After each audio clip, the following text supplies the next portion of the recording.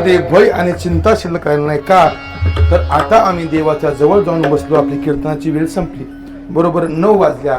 विश्ववंद्य तुकोबरायांचा गोड असा अभंग विराणी नावाच्या प्रकरणातला आजच्या या चिंतन सेवेकरता निवडला होता. विश्ववंद्य तुकोबराय या अभंगाच्या माध्यमातून आपल्या समोर आपल्या परमार्थाच्या निश्चयाचं गोड असं दिग्दर्शन करतात.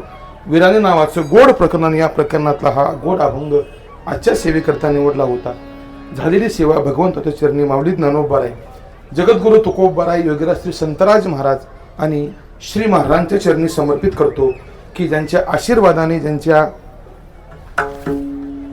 आशीर्वादामुळे मी या गादीवरती उभा आहे ते श्री गुरु हरिभक्तपरायण वैकुंठवासी सुरेशजी महाराज साठी श्री महाराजांच्या चरणावरती ही सेवा समर्पित करतो. भैरवनाथ भगवंतांच्या चरणी सेवा समर्पित करतो. ही सेवा करत असताना आपण सर्व भाविक मंडळी, त्यामध्ये पुरुष वर्ग असेल, स्त्री वर्ग असेल, पण सगळ्यात जास्त लाडक्या बहिणी दिसतात बघा ना. फक्त एवढाच कोपरा गाड्यांचा येतला तिकडे माग आहेत बसलेली बघा, पण लांब लांब लांब लांब लांब लांब बसले. ही ती मग ती बंकट महाराजांचं आठवलं पा, ती मुंगळ मुंग्या चालते कसं चालतात एकाला मुंगळ, एक मुंगळा इकडं एक मुंगळा तिकडं. मुंगळ कधीच सरळ चढत नाही, मुंग्या आपल्या एका लाईनीत चालतात. जसं आपले सगळे निवांत बसले. तुम्ही सर्व महिला मंडळी, पुरुष मंडळी, तुम्हा सर्वांचं ऋण व्यक्त करतो. उपस्थित सर्व भजनी मंडळ, त्यामध्ये ग्रामस्थ भजनी मंडळ कुरुळी असेल, तळेमाळ असेल, नागरगाव असेल, आंधळगाव असेल, या सर्वांच्या सहकार्याने गोड सेवा झाली. सर्वांचं ऋण व्यक्त करतो. ज्यांनी सुंदर अशी गायनाची साथ केली ते हरिभक्तपरायण गायनाचार्य, बरोबर नाव आहे, विठ्ठल महाराज, हरिभक्तपरायण विठ्ठल महाराज यांचे ऋण व्यक्त करतो. हरिभक्तपरायण विलास महाराज अतिशय सुंदर आणि गोड साथ त्यांनी केली, त्यांचे ऋण व्यक्त करतो. ज्यांनी मृदंगाची साथ केली ती हरिभक्तपरायण गणेश महाराज, बरोबर ना. इथं जोरात टाळ्या वाजवा यांच्याकडे. अतिशय गोड आणि समर्पक अशी साथ त्या सर्वांचं ऋण व्यक्त करतो. आणि उपस्थित आपलं ग्रामस्थ सर्व भजनी मंडळ, सगळ्यांचे काय नाव घेत नाही का, घेऊच बरं, घेऊ उद्या आपलं, हा ना येऊन घेतो उद्या. सर्व आपली ग्रामस्थ भजनी मंडळी, आपला हा कुरुळी असणारा गाव, योगीराज संतराज महाराजांच्या वरती श्रद्धा आणि प्रेम असणारे आपण सर्व ग्रामस्थ मंडळी, योगीराज संतराज महाराजांचा पालखी सोहळा असेल, संगम उत्सव असेल, कार्तिकी वारी असेल, या सर्व उपक्रमामध्ये आपल्या ग्रामस्थांचं संस्थानला भरभरून असं योगदान असतं. संतराजांच्या वारीत चालणारी आपण सर्व वारकरी मंडळी आहात. समाधी सोहळ्यामध्ये, उत्सवामध्ये आपण सर्व मंडळी हजर असता, गोड अशी मदत करता. अशी आपण सर्व मंडळी वाटतं कार्तिकी वारीमध्ये आपली पंगत असते.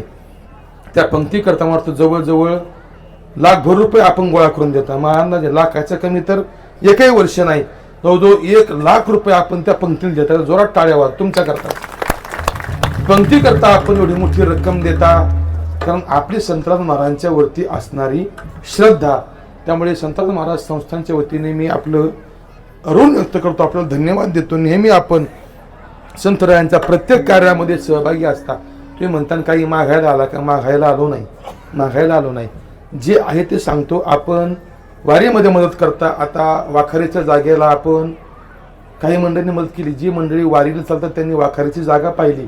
अतिशय सुंदर अशी जागा आपण पालखीच्या मुक्कामाकरता घेतली. 2 एकर आणि 7 गुंठे, म्हणजे महाराज असताना त्या जागेची इसार पावती झाली, 11 लाख रुपये देऊन. त्यानंतर महाराजांचं जाणं झालं.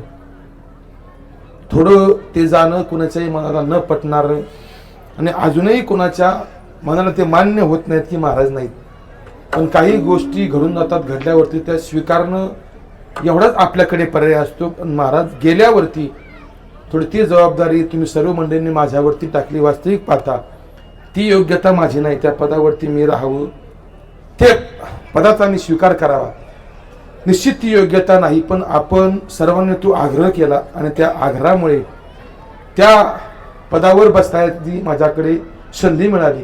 आणि मग आपल्या सर्वांच्या सहकार्याने जवळजवळ पहिली 2 एकर 1 कोटी आणि 21 लाख स्टॅम्प ड्युटी धरून 1 कोटी 30 ते 32 लाख रुपये अशी ती पहिली 2 एकर जागा.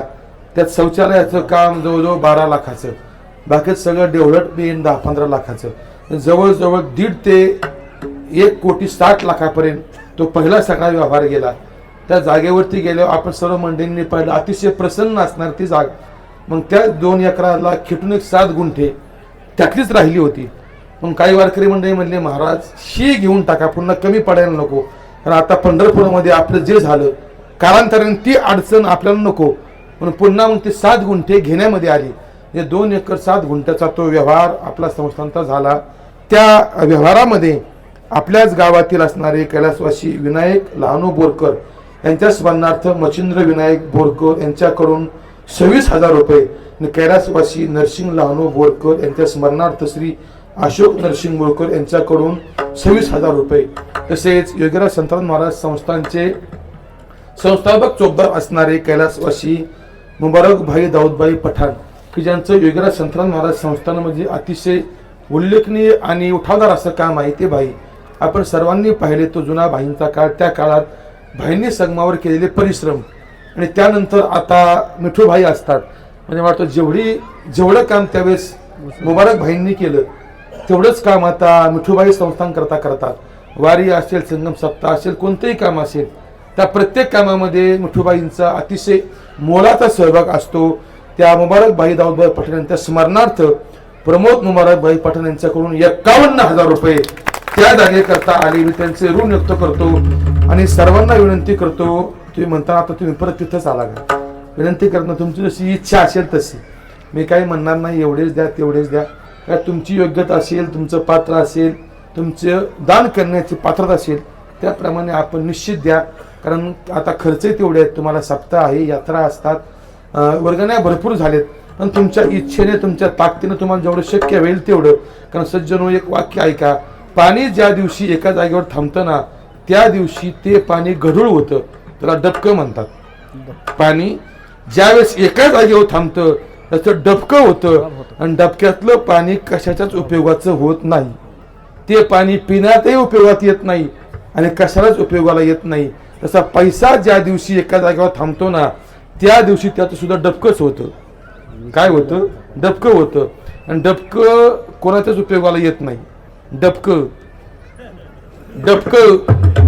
कोणाच्याच उपयोगाला येत नाही. मग मागच्यांचं भांडण लागण्यापेक्षा हायतवर वाटून टाका. सप्ताहाला द्या, इकडे द्या, तिकडे द्या. तेव्हा तुमच्या इच्छेने दान करा. पुन्हा एकदा आपणा सर्वांचं ऋण व्यक्त करतो.